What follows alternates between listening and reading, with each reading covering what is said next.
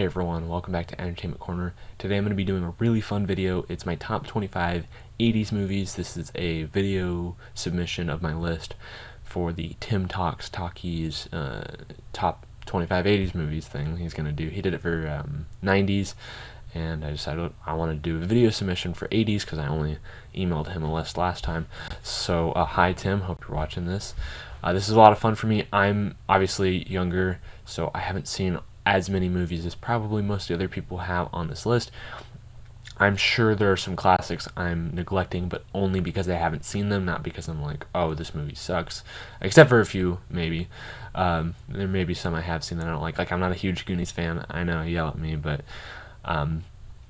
anyway, so I'm going to show off what I do have. I have most of the list, and a lot of them honorable mentions, but there are a few here and there that I do not have. So, also, just want to apologize if there's any skipping of frames and maybe audio lag. I tried to clear it up as much as possible, but OBS is being kind of weird, so I hope it's listenable. I've taken a chance here. I hope I don't talk for 25 minutes and find the video's trash, so hopefully you're seeing this and I don't have to do it again. So let's get started. So first up, actually, I think I used to have this on, no, I know I used to have this on VHS. I don't think I have it anymore. It's the movie Tootsie with Dustin Hoffman. Absolutely love Dustin Hoffman. He'll come back later in the list and you'll see that.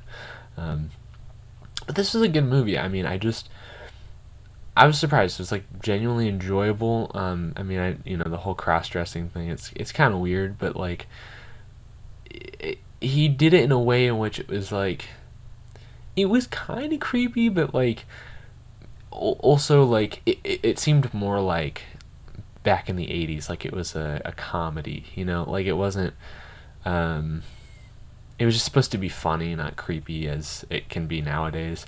Oh no, don't cancel me, but I mean, I think it came from a place of humor, and then the love story was kind of interesting, so it kind of reminded me a lot of Some Like It Hot, so, and I really like that movie. That's a good one. So anyway, I don't have that on me. I think I got rid of that VHS, but it was a good movie. And then next up we have is Radio Days. This one is by Woody Allen. Yeah, I just checked it out. I just picked it up, and I thought it was a good movie. I was like, you know what? Just kind of showing off this guy's love for radio. I assume that was actually Woody Allen's love, and then just made it into a movie. Why would he make it a movie if he didn't love radio? I heard mixed things, like controversies about Woody Allen. I don't know what specifically, but I was like, I don't know. His movies look interesting, so I'll give him a shot. I liked it. I have another one of his I haven't seen yet. It didn't quite make the list, but it is a good movie. Next up we have is Escape from New York, which is a movie I do not have. I only kind of half watched it anyway because I fell asleep. Not because it was boring, just that's a whole topic for another day, but I fall asleep easily while watching movies. Anyway, so we'll move on. From what I did see, it was a fun action movie, and I like John Carpenter. Usually, he makes pretty good stuff. Actually, another one of his movies is higher up on this list. Well, I guess this isn't even the list yet, but then we have Sudden Impact. I'm a sucker for Clint Eastwood. That was actually, I can't remember. I think, gosh, I don't know. I don't remember which one I watched first. You'd think I'd go ahead and watch the first one, but I think I bought this first before I found the other Dirty Harrys, so I think we ended up watching, I think we watched The Enforcer first. By we, I mean me and my dad. We're big Clint Eastwood guys. Sudden Impact was okay. It was the fourth one in the series. Definitely better than The Deadpool, which sucked. That was just a bad movie. Sudden Impact, at least, I felt kind of still had that, once I at least went back and rewatched them. Or rewatch from 1 to 4 or 5, I guess. It was good. Like it was it's Dirty Harry, but not like, oh my gosh, this is Dirty Harry, like the first Dirty Harry. The first 3 I think are the best. The fourth one, like I said, good. Didn't quite make it on the list though, but it's Clint Eastwood, So there's that. And then I was actually going to have these on my list as 24 and 25, but unfortunately I was looking through my collection. I was like, oh shoot, this is an 80s movie. How could I forget it? So I had to add them. Otherwise, these would have been 24 and 25. Cloak and Dagger and the Wizard in that order. I like Cloak and Dagger just a little bit more, but The Wizard's a fun one too. It's just I just I just double featured these with my dad on a Sunday one day, and I was like, these are good. These are like good '80s movies. So they're cheesy, they're fun, but I feel like Cloak and Dagger had a little bit more going for it. Yeah, that was my honorable mention. So I'm gonna try not to spend too much time on each movie. I don't want this to be like an hour long, but okay. So we have number 25, Any Which Way You Can. Like I said, love Clint Eastwood and an orangutan. Come on, who doesn't want to watch an orangutan and Clint Eastwood? It just makes for a lot of fun times. This, I believe, is the second one. I heard some a backstory about how they ended up killing or putting this orangutan down because it was eating donuts or something. I don't know. I don't know how accurate that is, but it kind of made me sad. But just fun movies. I mean, not even just for the orangutan, but I actually think the relationship between Clint Eastwood and his brother in the movie, well, not his real brother, but it was a lot of fun. And this one had, yeah, this was the one where they just kept fighting, like just the back and forth fight for like 10 minutes. So this is a good flick. I enjoy this one. I would definitely recommend checking it out. I would like to get the double feature Blu-ray of it because I don't have that other one on DVD yet, and I want to upgrade. I want to have all the Clint Eastwood movies I can on Blu-ray. I know some of them are only DVD, but anyways, next up we have is a classic my parents have shown me, Ferris Bueller's Day Off. I mean, what? How can you go wrong with this? It's Matthew Broderick. I tend to like him. It's classic '80s. I don't know how to describe it other than. Sorry, I got kind of cut off there. Anyway, I think I said what I wanted to say about Ferris Bueller. It's Ferris Bueller. I mean, how can you say anything else? Next up we have is, I kind of feel like it's the sister or brother movie, however you want to look at it. Oh my gosh, I hope these frames aren't skipping too much. It looks like they are in my view, but maybe I'm just going crazy. That's why I'm looking off this way, by the way. Anyway, sorry. Brother movie of Ferris Bueller, Better Off Dead. I mean, it's not the same, but to me, they're like, the actors seem very similar. And the stories just kind of seem similar enough. So, I mean, I don't know what to say about it. My parents showed it to me like 4 or 5 years ago, probably. Well, maybe not that long ago. I don't know. I don't know what I'm saying anymore. Let's move on. Sorry, my head's in a different spot. Okay, now number 22 is a classic. I don't know when I started watching this one, but maybe when I was like 9 or 10, my parents showed me this one. National Lampoon's Christmas Vacation. There's Julia Louis-Dreyfus is in this one, and she always does that. Oh, shit, what is the line?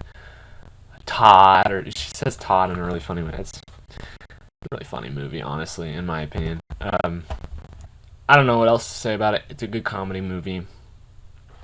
So, next up we have 21, which is Short Circuit. Just a classic. Ali Sheedy. Who else is in this? Steve Guttenberg. Don't know what he's from. I know I've probably seen him in a few other things, but anyway, it's a good movie. Like, this was filmed in Oregon, so it's from my home state. It's fun. It's 80s. And for 20, we have Who You Gonna Call? Ghostbusters. Yeah. Okay. Some people are probably gonna be pretty mad at me for not putting this higher on the list. I love this movie. Don't get me wrong. It's I haven't watched this though in like probably 10, 15, not 15, but 10 to 12 years probably. I watched this when I was pretty young. It's a good one. It's a good one, but I do need to revisit it. But there's so many other ones that I've seen that I like a lot better, and also I haven't seen a lot. Like there's like the Evil Dead movie or whatever. I'm pretty sure that came out in the 80s. Like there's a lot of like cool movies that I've heard are like really like classics that I need to check out. So it's just, I mean, this is just for this point in my life, to put it that way. So I know people are gonna be upset with me, but it's okay. It's all right. I'm okay with that. 19 is a Stanley Kubrick classic, Full Metal Jacket. Yeah, this is pretty appropriate place for it, honestly. I do like it a little bit more than Ghostbusters, only because I've seen it more recently. I don't remember. Like, yeah, okay, Ghostbusters is classic, but like Christmas Vacation, I've seen that like 5, 6 times probably. Ghostbusters, I literally think I've only seen once or twice, maybe. Um, and Full Metal Jacket, I just watched more recently. I just enjoyed it. It was actually kind of felt like two different movies, but it's a good one. It's a good Stanley Kubrick flick. Not his best one. I haven't even seen all of them, but it's good. Then we're gonna go to one I don't have, unfortunately. Beverly Hills Cop. Great Eddie Murphy movie. That's my number 18 pick. Just to make sure. I think I've been saying the number for each of them. But yeah, it's Eddie Murphy. How can you go wrong with it? Then we have number 17. I love Michael Douglas, so this should be obvious. Fatal Attraction. This is a really disturbing movie, but really well done. Also, don't know what else to say about it. I'm a huge Michael Douglas guy. I can't get enough of him. Oh shit! I know one I forgot to put on my list. There's a movie called Black Rain. I would have put that up here, but it's too late. I'm not changing my list anymore. You just say this now. I love Black Rain. I guess it's an honorable mention. I can't believe I forgot about that one. That's a really good one. And I'm like, I think that was 1984, so it was very in the 80s. Anyway, moving on. Number 16, another Kubrick. We have The Shining. I have it in this multi-feature, but yes, The Shining is my number 16. So that is awesome. I kind of like 2001. It looked really nice, but for me, I get really like annoyed with breathing and like obnoxiously long like scenes with annoying sounds and the for like 5 fucking minutes just pissed me off. So I kind of hate that movie now. A Clockwork Orange is also super fucked up. It's a good movie, but definitely not one for a date night. I'll say that. Anyway, Stanley Kubrick's The Shining would be my number 16. This one, I know people are gonna. Okay, I'm gonna get all the comments about this. This is the one that I'll probably be exiled for. And I love this movie, but I only watched it. Like I said, this is like a Ghostbusters thing. I watched it a long time ago. Haven't seen it in like, oh gosh, probably 10 years. And I know it's good, but I was super young when I watched it. Like, a lot of things went over my head. I don't remember a lot from it. I just know it's a classic. But I had to put it on here. I did remember enjoying it, and it might have gone higher if I had seen it more recently. But I'll just have to take it. I'm sorry, you guys are gonna. I'm not looking forward to this, but Back to the Future. I'm sorry. I'm really sorry. I know people. You know what? I said I didn't care, but I guess I do care because I'm devoting so much time to explaining why. Please not to exile me, even though you probably will anyway. I mean, it's Back to the Future. I expect people to put that close to number 1. So sorry. It's just it is what it is. Next up is my 14 pick. This feels like a pretty comfortable spot for it. Beetlejuice. I did actually just rewatch this one recently because of Serial at Midnight. Shout out to you. He did for Halloween last year a watch party on Discord. I subbed to his Patreon just for that, honestly. And Serial at Midnight's a great guy, but he got me to rewatch this movie, and it's very good. I love it. I would love to get the 4K. I need to upgrade a lot of these to 4K. But I don't have a 4K player TV yet, so it's just like future proofing. But I think from now on, I'm gonna try to, like, if I'm gonna upgrade something, like purposefully upgrade it. It's not just like, oh, I found the Blu-ray at Goodwill for $5. I'm gonna try to buy the 4K, so long as it has a Blu-ray disc, so I can watch it at the time instead of. I will get a 4K player and TV soon. Hopefully, in the next couple months, I'm gonna probably get a job. Well, I'm gonna have to, and so I'm hoping to do that. Anyway. Too much about me. Anyway, 13. More Clint Eastwood with Pale Rider. This is probably... Yeah, I think this is the last one on my list. So, this is his best 80s movie. I was kind of surprised. I was hoping there would be more in the 80s. Actually, there is one called Pink Cadillac, which I haven't seen. It could be good. It could be bad. I don't know. But this is a very good Clint Eastwood one. So I'm very comfortable putting this as number 13. This one is a kind of underrated one, also thanks to Serial at Midnight, because he does the Kino Lorber videos like every month. And this one, it looked interesting, and I was like, I just have to pick it up, and I really thoroughly enjoyed this one. It's very punk rock and kind of like gritty New York City, and I just love that feel. And that would be Times Square with Tim Curry, Trini Alvarado, I think that's how you say it, and Robin Johnson. This is such a it's a very like, I would say like kind of like a coming of age story, but in a punk rock setting, and I just have a lot of fun memories of watching this. I only watched this like a year or two ago, but it's just such a fun ride, and it feels very like it. I feel like what they're going through. I mean, not the exact same thing they're going through, but like that kind of the teenage angst and just figuring out how to try to make it and know what you're doing with your life. And Tim Curry's a really great. He's kind of weird, but I don't know. I just really enjoyed this one, and it's on the cusp of being in here. This is 1980. I don't know when it was released, so if it was further in the year, not as close. But if it was like January when it got released, that could be kind of on the edge there. But that is my number 12 pick. And okay, this one I kind of wish I put higher, but the next ones in this, like from here on, like, well, actually since Pale Rider, these are like these are some of my all-time favorite movies so far. This one is RoboCop. I swear, if this is not on a lot of people's lists, I'm gonna be upset. I really just recently watched this one, and I'm so glad. I love this movie. I want to watch the other ones. And there's a whole TV series. The one I will not watch is the reboot or the remake or whatever from like 2011. That looks like shit. But this classic 80s action cheese, so good. Enough said. Number 10, I almost didn't put this one on my list. As I was grabbing out the stack of movies, I'm like, how could I forget this one? I was actually very glad I caught this because this is actually on the cusp of the 80s as well. But it's one of the few movies I genuinely laughed out loud at probably 75% of the time. Like, most comedy movies do not get me laughing this hard. And that was See No Evil, Hear No Evil. I mean, Richard Pryor, Gene Wilder, just absolutely great actors, and like, well, I guess Gene Wilder isn't really a comedy actor, but Richard Pryor's a comic.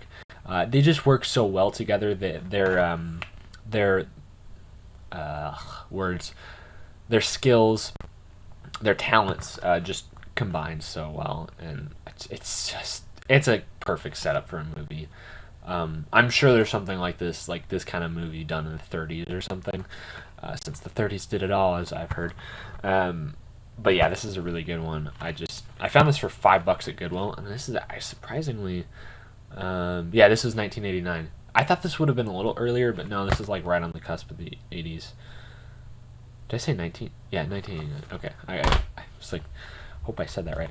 Anyway, so See No Evil, Hear No Evil is my number 10. So now we're getting in the top 10. I would have put RoboCop there, but I did remember how funny that was, and most comedies do not get me like that. So I have to give respect to it because I'm just weird. Like, I might find something funny, but I don't audibly laugh. But this movie, I audibly laughed. Like it just doesn't happen that often. So I'm very happy when I find movies like that.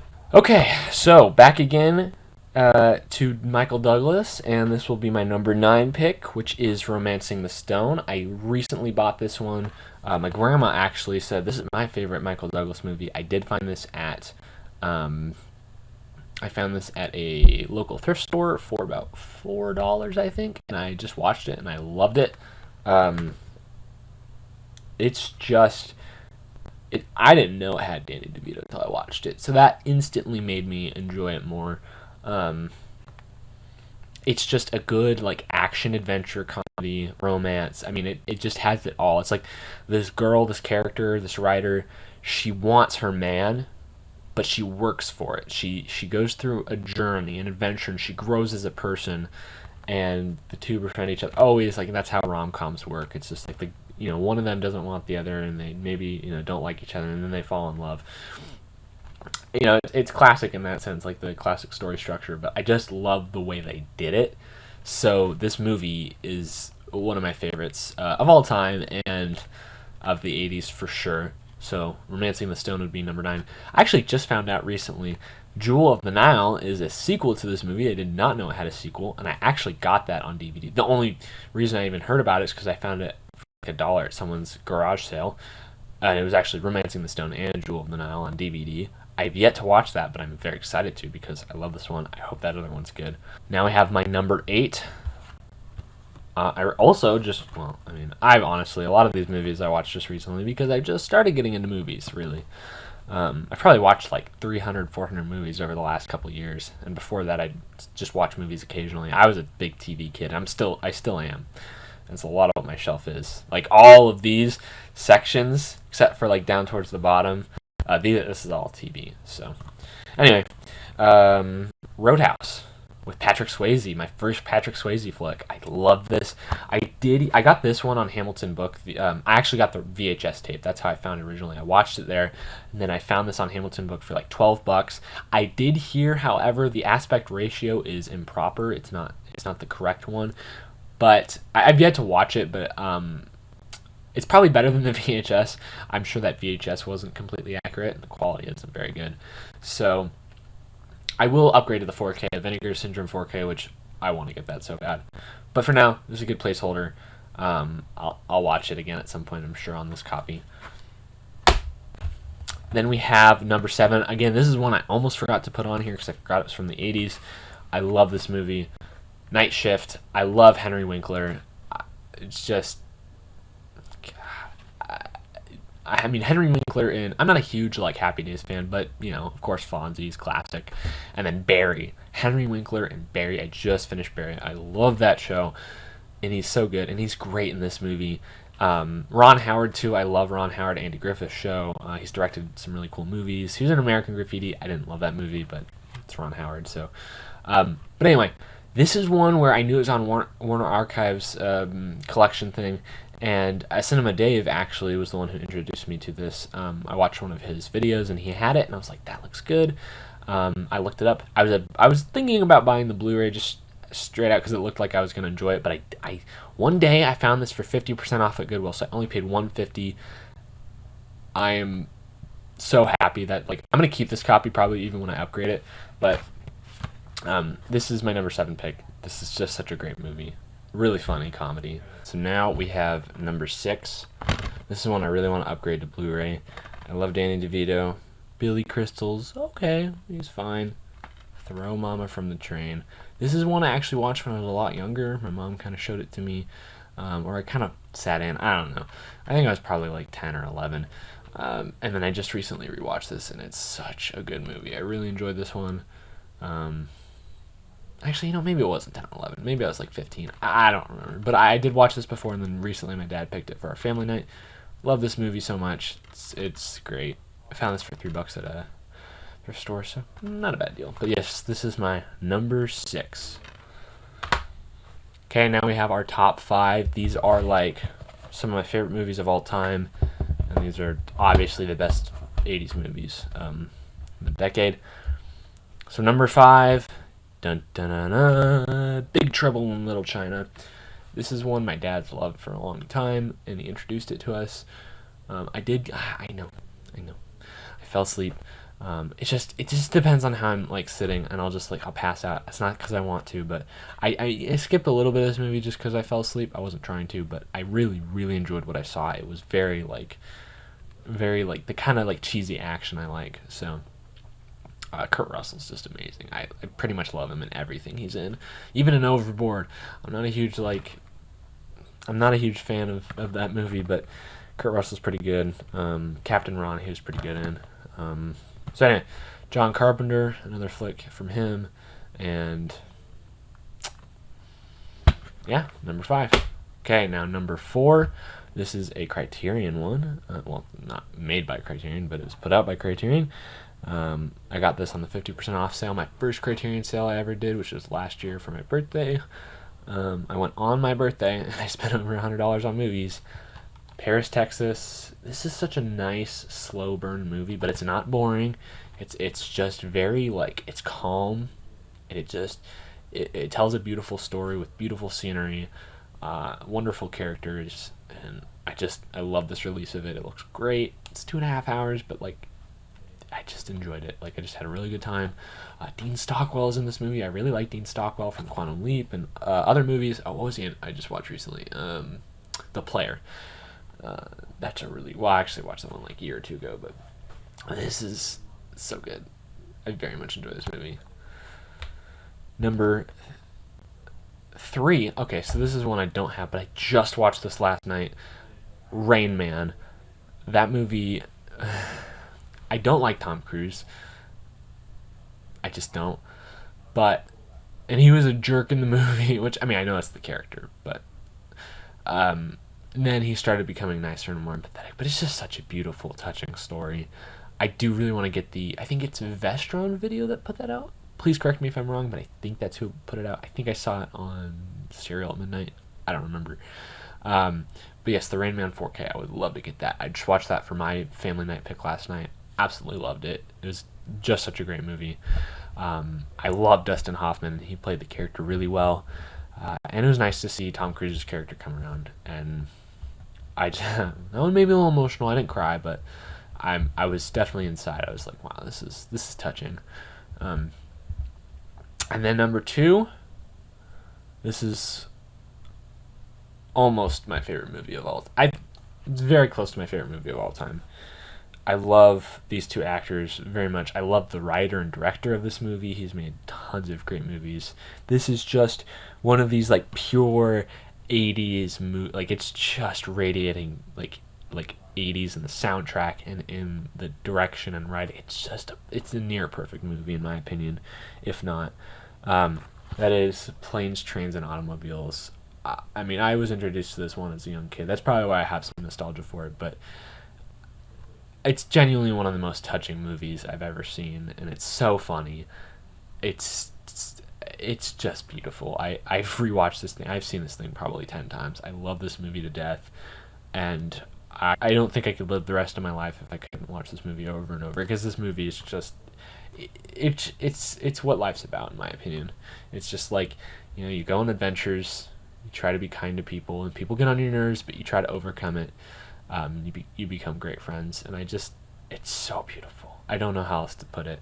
This is one I'm very excited to, like, this is going to be way, way down the road, but at some point when I have a house, I want to build an outbuilding where I have a movie theater, and this is one, probably, mark my words now, I really hope I remember this video or something, but I want this one to be the first one I watch on the big screen. When that big screen is set up, this is the first movie I want to watch. I don't know if that'll happen. I hope, and hopefully Entertainment Corner will still be around back or in the future. But if it is, I really hope I remember this video. I would love to watch this as my first movie on the big screen. I also thought about upgrading the 4K, but I heard the transfer was pretty bad, so I'm just gonna stick with my Blu-ray. Anyway, one of the best movies. This is my number 2 pick. Also, this number one pick is gonna get me in a lot of trouble. But I'm doing this because Tim was saying last time that even people who just because they put it so high on their list, even if there's a lot of people, it still pushed it up. So I'm really hoping this actually makes it in the top 25. I don't care if it's number 1 in the top 20, because there's no way everyone's going to say that this is number 1. I do believe there's like one guy, I can't remember your name, I'm sorry, but I believe I saw him talking about putting this on his list, maybe even as number 1 as well. And this is the best movie of all time. I am not kidding. This is my number 1 pick. Mac and Me. I don't know what else to say. It's Mac and Me. So here we go. We have most of the movies, only a few missing, and then my honorable mentions. I don't know how I'm gonna do the thumbnail for this. I don't want to like reveal all my picks, but I don't know. Anyway, yeah, thanks for having me on this list. I hope you enjoyed this video. I'm excited to watch the live stream. I hope I can make it. I should be able to. I don't know. It's so far out. We'll have to see. But yeah, I'm very happy that Tim's putting this on, and thank you for watching. And I'll see you next one.